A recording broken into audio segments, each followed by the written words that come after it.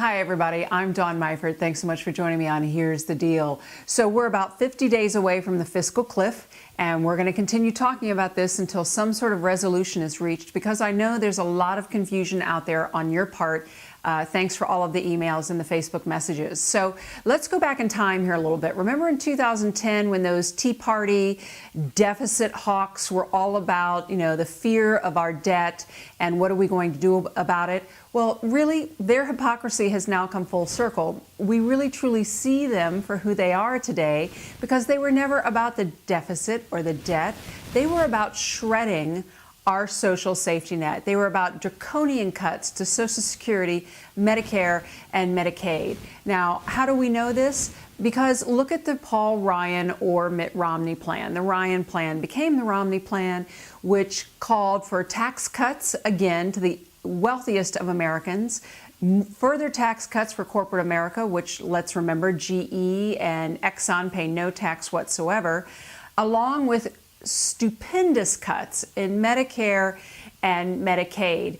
Well, now that they all got swamped at the ballot box last week, these deficit hawks are coming back around and trying this same thing again.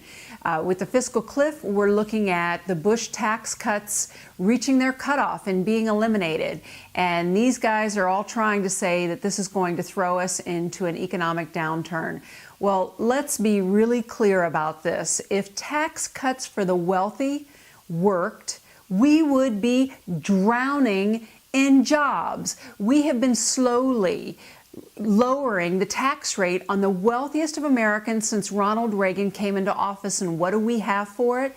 A stagnant, suppressed middle class, where the overall income of the middle class has been reduced, yet we have seen the greatest transfer of wealth in the history of this country from the middle class to the upper 1%.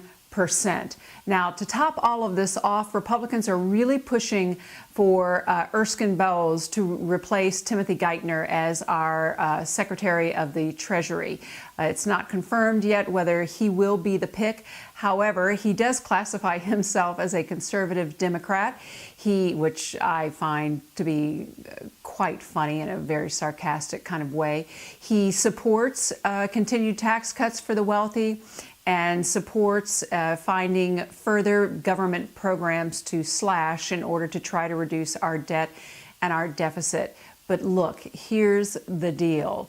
The people spoke last week at the ballot box. If President Obama does install Mr. Bowles as the Treasury Secretary, it's going to be a real slap in the face of the American people. Thanks so much for joining me. I'm Dawn Myford, and this has been Here's the Deal.